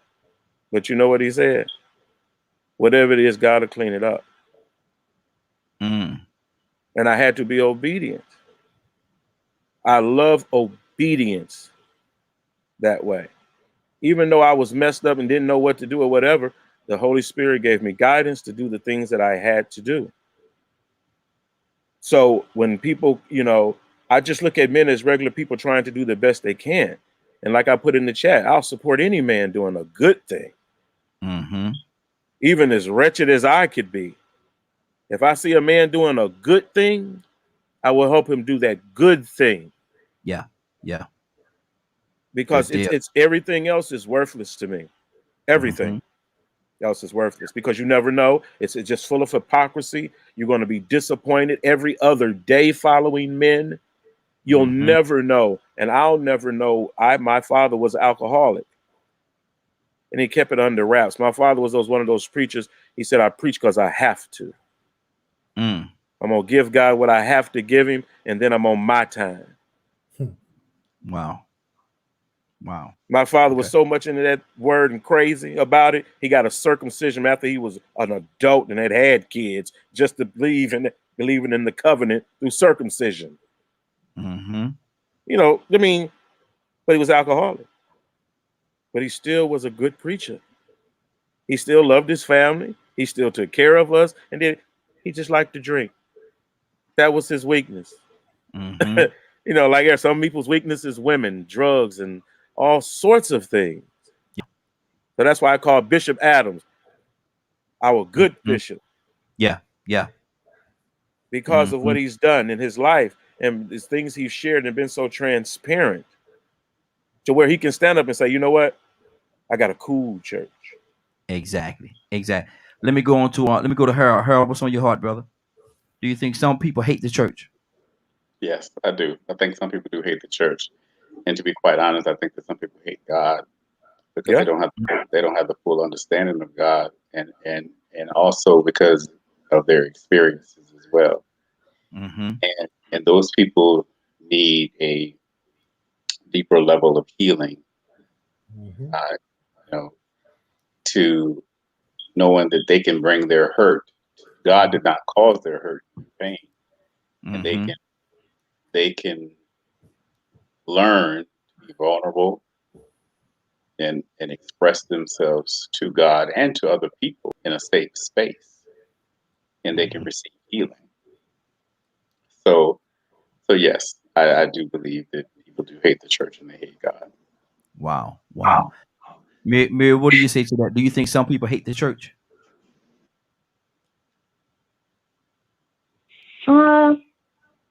I mean, I'm sure some people would. I think I agree with the first person that spoke, and I think it's a lot of things. I think people hate things about church.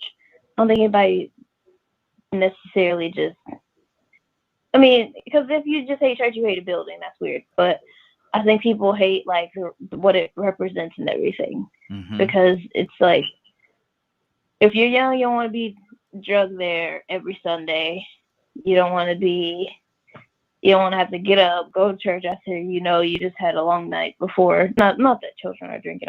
I'm saying like if you stay up at night. So no, I think it's that kind of thing. And then it's a church. I think a church is only as good as its people too.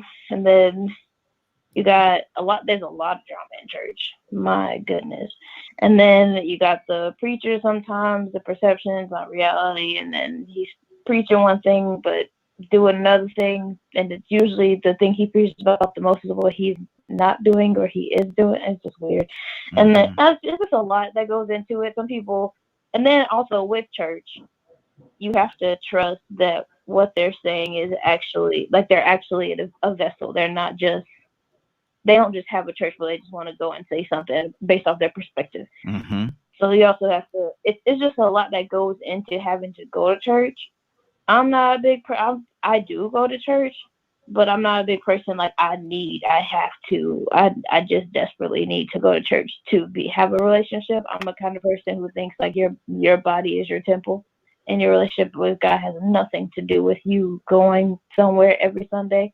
Some people don't even think you're supposed to go Sunday. Some people think you're supposed to go Saturday. It's just a whole thing with church. So I think it's just the whole idea of the drama and the stipulations and everything that goes with church. And then you go, and then you're not living how they want you to live sometimes. So now you're an outcast inside of church. Like it's just a lot. So I think it's that whole thing of what surrounds what it's supposed to be. If it was like just a pure thing that everybody's just going to, and we really didn't judge and we really didn't do all these crazy things, then sure, then it'll be fun. But it's just everything that goes with it is very disheartening and uncomfortable. Okay, that's good. That's good. Very well spoken. Very well said. Rico, what do you say to that, brother? Do you think some people hate the church? Yeah, I'm gonna agree with her pretty much. I'm gonna pretty much go along the same line she went along with. Of course, you have some diabolical, evil people out there that just really hate everything that the church is supposed to stand for. Exactly. Mm-hmm. They really hate it. But then, for the most part, I think if you find people that say they hate the church, they hate the atmosphere. You know, number one, depending on what church you go to, the atmospheres are going to be different. But you liable to go to a church and have a whole high school atmosphere. You got cliques and hierarchy. You know what I'm saying? And when you got that popular group, that hierarchy that's going on based on whatever somebody bought it, that whatever energy somebody bought into that church. It might be just who's the cleanest and the sharpest in the church every Sunday. Come on. It might be whoever has the most responsibility. So now they got their hands in this and they got their hands in that. Now they feel like somebody. They're important. And they got power trips. You know, you have so many different personal agendas that a person like me or anybody else that might come into it looking for some type of guidance or looking for a different change, some big overwhelming change, might get in there and start seeing all this and say, you know what, man, this ain't no different than the job I just left from. Yeah, yeah. This don't remind me of high school. This reminds me of elementary school. Look at him. He pandering to the women. He trying to get some tail. Mm-hmm. Look at her flirting. She don't realize that woman flirting with her husband in her face. Look at her. I mean, you can sit back and you see, you're like, man, you know what? I don't like this. This don't feel too good, man. Yeah. I'm not even all that holy. But if I'm going now for that reason, I ain't gonna feel too good when I go there and see what's going on, man. Look like it might be infiltrated by a lot of demonic people. Evil people. So I think people don't like the atmosphere. They don't like being bombarded with money or told that they're gonna go to hell if they don't tithe over enough. They don't like the Jim Bakers and the Jimmy Swaggers, the Oral Roberts. You have so many different schemes and things and people that have gotten rich. And so, you know, that whole atmosphere, you don't know what to expect when you go to church. Now, you really just have to go in there with your focus directed on what you want to go for and just not let all the other stuff get aside. But some people go in there looking for recognition and accolades. They want position. They want title. Mm-hmm. So, you know, when, you know, dealing with all those personalities, sometimes people don't feel like they don't have time to deal with that in the church. They deal with it enough out here in regular life. Yeah, exactly. Christopher, what do you say to the double standards? Along with the double standards and inconsistency and the lies. That's really what they don't go there for.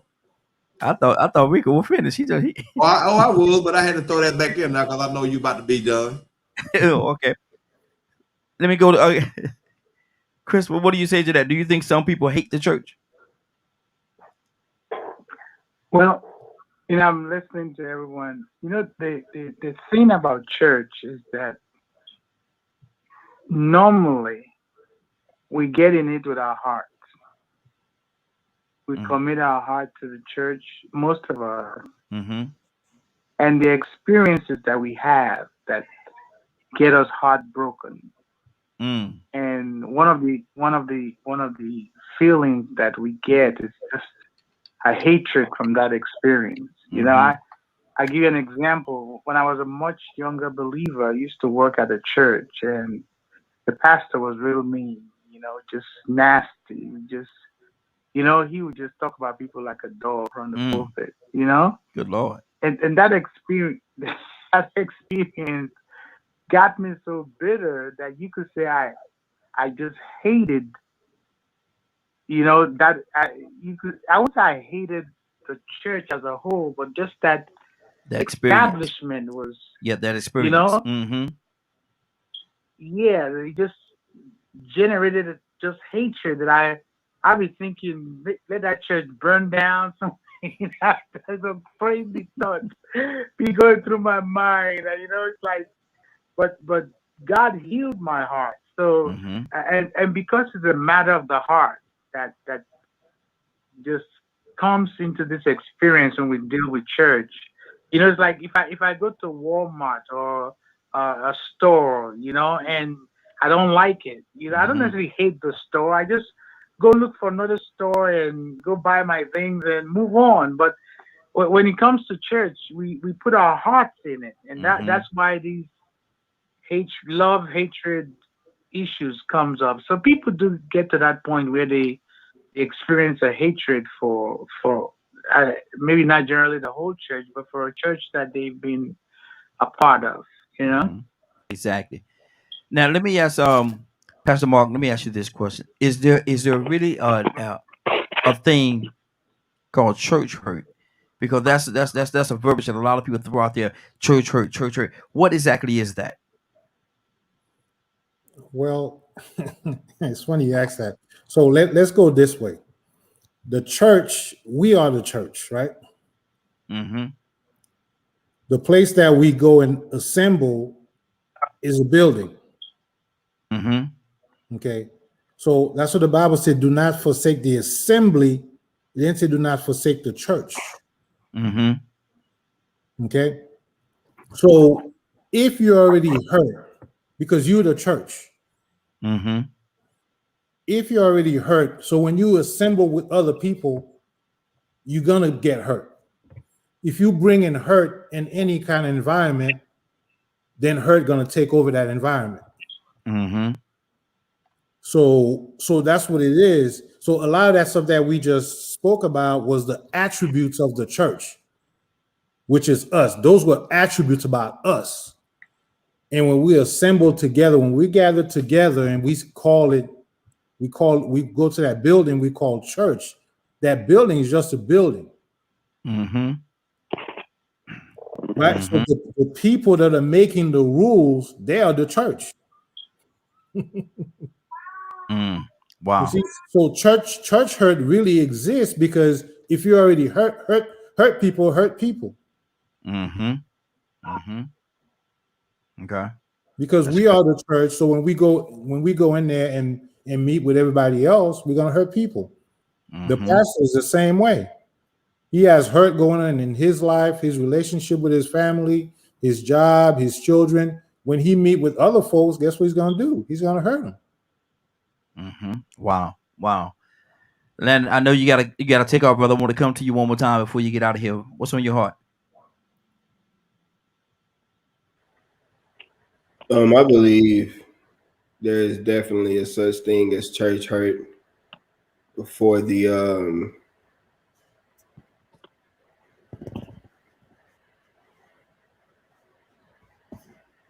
Atlanta froze. I think Atlanta froze. No, I'm not. I was thinking. I was trying to choose my words wisely. But basically, I guess what I'm saying is, for people that don't understand or haven't come to terms with the fact that oftentimes the church is just a building, it is just a place, and it can't hurt you, or shouldn't. You shouldn't allow it, I should say, to hurt you, because again, I'm not the most versed, in the Bible and everything, but I think it says that 3 or more gathered, in my name. So like Brother Leonard said, we are the church. The people are the church. So I don't have to be hurt by an establishment.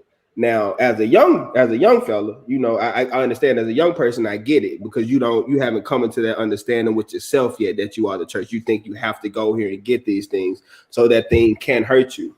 But when you separate yourself from a thing like that and understand that this thing cannot affect me, those people cannot affect me because we are not the same. I am who I am, and I am the church. Then that I don't think that those things can hurt you. So I guess I would say for young people, yes, there is a such thing as church hurt, but for an older, more mature person of understanding, I don't think that that's a thing. No. Okay. Landon, I know you got to go, brother. What would you like to say in your closing? In closing, man, I appreciate y'all. I appreciate the show. I appreciate you, Brother Ra. Sir. Inviting me, man, y'all. So I don't know if y'all know this brother here walked into my place of work, stranger, didn't know him from Adam. And we just got to talking and he invited me on the show, and I can't thank you enough, man. I appreciate it. Yes, sir. Hey, thank you. Is this my man from down the street that came to the studio that morning? Oh no, sir. Oh, okay. Good but deal. I do like studios. So. Yeah. I'm not a studio, but I play one on TV. Okay. Good deal. Rico, what's on your heart, brother? Yeah, what Chris said, man, that struck a chord with me, man, because really and truly, when people go to the church, 9 times out of 10, they are at a certain place in their life. You don't want to say in complete despair, but they are going in there with their heart looking for something. And when they go into that place, they're not going expecting certain behaviors to be going on. They shouldn't have to go with their guard up, worrying about somebody trying their wife. Because see, this is the thing about it. A lot of times when you walk into that church and you give your testimony or whatever, or people see that you knew, everybody is inviting you with open arms and they're giving you the best space. This is the church for you. This is the home for you. And here we embrace everybody. It's nothing but love and holiness and love for God. But everybody got love for God, but then when they see your wife, ooh, you see her, man. Yeah, where he from? I don't know. Oh, did you see her husband? I mean, so here it is. You in there, you going in full-fledged. People embracing, they're pulling you in. Get involved on the deacon board. You want to be a part of the choir? We heard you can play piano. You can be our musician. This pay comes with it. Oh, you such an asset. It's good to have you around, brother. Wait a minute. My pastor coming over my house praying for you while I'm at work. So you ain't supposed to have to worry about that at church. But those atmospheres exist. So, that's where the problem comes in. That, if you really think about it, that a lot of distrust or just, behaviors that's going on that people don't intend to go there and feel like they have to deal with that. Who feel like they need to go to church and deal with a hierarchy or a clique? And see, the thing about it too, man, we have to understand that man is man and God is God.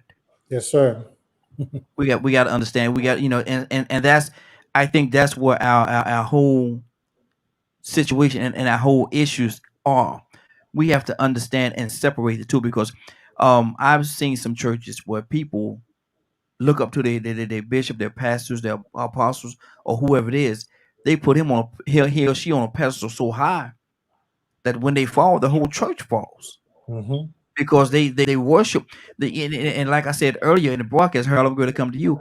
Like I said earlier in the broadcast, follow me as I follow Christ. Now, if that person that's in leadership stop following Christ, then you have no reason to continue to follow that individual. Yes, sir. Because he or she is a man or a woman, just a man or woman or whatever you are, just like they are. And so you have to cut the ties. Sometimes the bishop will sit down and the man will stand up. And when the bishop sit down and the man stand up, don't follow that man. That's right. Go ahead, Harold. Well, I believe that a lot of people do go to church with an expectation of what church should be, sort of just like in a marriage, to be quite honest. And sometimes people are hurting, and like Rico said, it is the last resort for some people. At least they feel like it's the last resort. And so they're expecting to receive something, whether it be healing or counsel or direction. And when they don't receive what they're looking for, they're let down. But if you think about it, it's really not first time they've been let down. It's just that they've been let down again. You see what I'm saying? Well, see, the expectation from the church is so you walk in with such a high expectation, you don't expect to be hurt or to be let down when you go into the church. No, but you're right. You're right. But the reality is that the church is full of human people, human flawed people. Now, like I said, this is the experienced man talking now. You know, when I was 21, I certainly wasn't talking like this. You know, it makes a difference. I mean, it does. It makes a difference. Pastors hurt, and they have a right to hurt.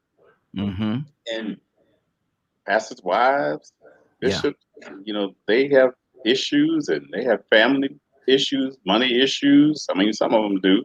You know, some of them have had trauma in their lives as well. You know, so we've all been on a journey, and we're all going through a journey. You see. Exactly. But I do agree with what you all said about, you know, you follow the man as he's following Christ. But if you start to see him detour, then I believe it's best to question whether or not you should stay under that leadership. Exactly. I'm looking at the clock, y'all. We got 3 minutes before we get out of here, man. It's been a great broadcast. I want to go. Leonard, what's on your heart? Give me 40 seconds. 40 seconds, Leonard. What's on your heart, brother? Matthew 5. Come on. Go get them blessings. Go get them blessings. They right there. Go get them. Go get them. I guarantee you it'll take you a lifetime. You have plenty of work to do. Plenty of work. You'll never get bored. You'll never get bored because you'll never be perfect, and you'll fall regularly. But get that word in you so it can rescue you. Because it will do that. We fall down, but we get up. Oh. let's go. We're gonna go around and everybody say what they want to say in their closing. Mary, in your closing, dear. I just want to tell you, make sure you get your gas and have a good night. Crazy out here. First we couldn't get no. First it was Corona, then we ain't had no tissue, then we had all these storms. But we ain't had no what, Mary? No tissue. She ain't had no tissue. Couldn't even wipe your behind. So just make sure you stay prayed up, and I hope he get us through. That's all I got to say. I love you. Hey, love you too, boo. Lord. Christopher, in your closing, sir. Hey, Raheem, thank you for having me on, and God bless. I appreciate you. I appreciate the guys, and for sharing the wisdom and the knowledge, and just stay strong, stay blessed, and look forward to seeing you next time. Yes, sir. And thank you for coming by. Definitely appreciate it. We're looking for you next week too. Now I'm gonna go ahead and let you know we're looking for you next week. Harold, in your closing, sir. Shall these dry bones live? Only thou knowest. Prophesy means to speak. You know, means to speak into the atmosphere.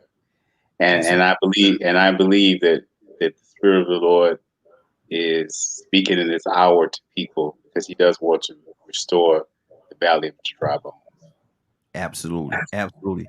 Rico, in your closing, sir. Everything will be all right as soon as they unthaw the pipeline. Rico, you ain't no good for that, Rico. You ain't no good for that. Exactly. Then in your closing, sir. Man, I already gave you my closing, Raheem. Matthew 5. Man, no closing. Man, he love your name, man. He love your name. That's a go-to. He forgot. So that was your closing. Right back to you.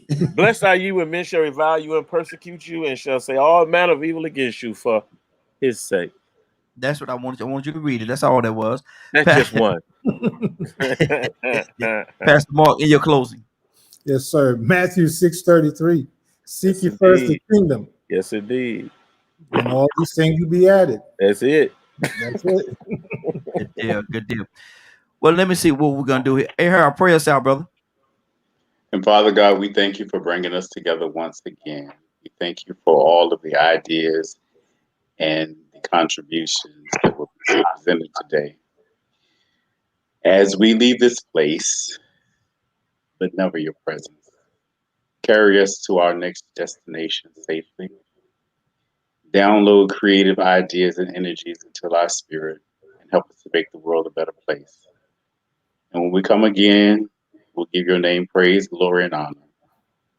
Amen. Amen. Amen. It is now 10:01. 10:01. You're about to exit Real Men Being Men. But let me invite you all to something. If you all are not busy, I want you to join us tomorrow.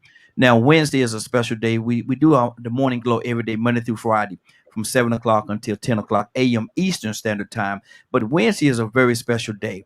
We got two names for it. Rico, what's the first name for it? First name is Way Out Wednesday. Okay, and Rico, you passionately gave it your own name. Now, what's the name that you call it? Wild Out Wednesday. Yes, sir. And that's the day I want you all to come and join us. We don't have a top Monday, Tuesday, Thursday, and Friday. We have topics. On Wednesday, we don't have a topic. We open up the phone lines. So whatever you want to talk about, you can give us a call and we'll talk about it. And talk about it in its entirety. We actually let our hair down. On Wednesdays, we let our hair down. Me, Rico, and Leonard, we let our hair down, and yeah, absolutely, and we just have a good time. So if y'all want to come somewhere and have a good time, you have a question to ask, if you have an issue, whatever it is, come on, way out Wednesday. Come on, Way Out Wednesday right here at DKM Media Group and Associates, and give us a call. Come in, we'll send you the link if you want to be on the video side. We could definitely do that as well. We're gonna let our hair down. Yes, can I borrow some hair, Harold? I need to borrow some hair.